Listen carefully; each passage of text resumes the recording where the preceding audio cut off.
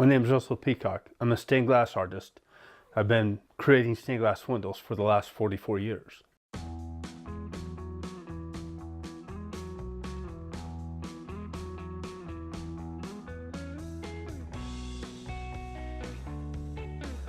When somebody wants a stained glass window, they'll give me a phone call and we'll sit down and discuss what they want. I get ideas of what style they want, what colors they want, and then I do a bunch of what they call cartoons or drawings. We have the people come in and we sit down and go over all of the design ideas. When they find the ones that they want, then we'll draw a full-size pattern. After we draw the full-size pattern, they come back in and we sit down and we go over colors and where we're going to put each color or texture of glass depending upon what they want to emphasize. If it's an all-clear window, we usually do several different textures of glass. If it's a colored window, we use different colors of stained glass. It's fun to try and get into their minds and see exactly what they want and then come up with my idea of their vision of what they want. Some are more difficult than others. Sometimes the customer doesn't know what they want. They always say, I don't know what I want, but when I see it, I'll know. And some of them come in and they're going, Russ, just whatever you would like to build us. And sometimes they come in and they go, I want a floral window with tulips and daisies. And so we take all the information that we can glean from them and incorporate it and make their own individual stained glass window.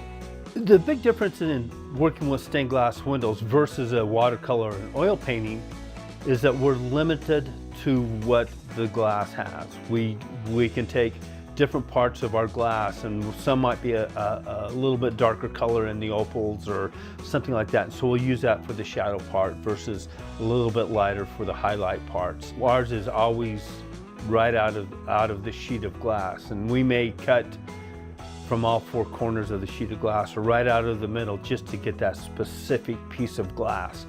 Whereas if I'm watercoloring or doing an oil painting, I can always just add a little bit more color to it, a little bit darker color, a little bit more to get a little shading. And it's just a little bit more difficult with stained glass, but it's a very rewarding and challenging experience to come up with exactly the right shading or the right brightness or highlight or whatever. It's fun. It's just fun. It's a whole different art medium than normal.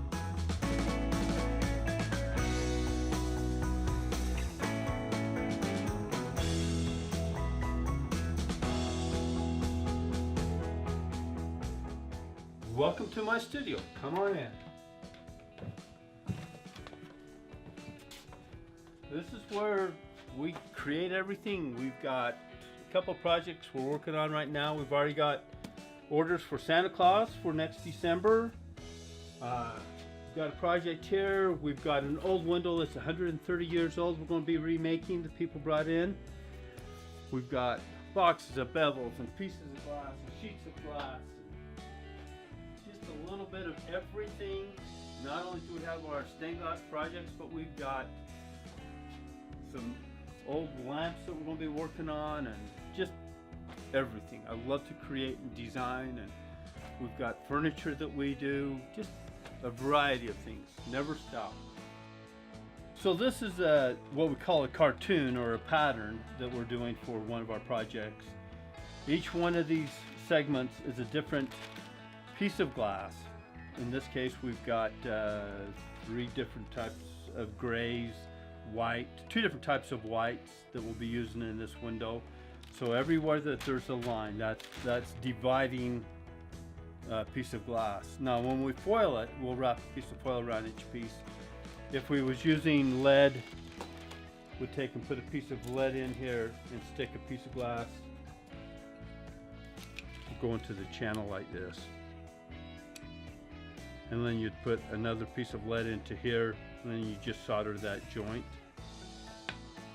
Whereas the foil, each piece is wrapped and you solder the whole thing. After we've designed the pattern, we'll make multiple copies of it. The stuff that you can't see through, we take and cut out individual pieces, and then we lay those down on a piece of glass.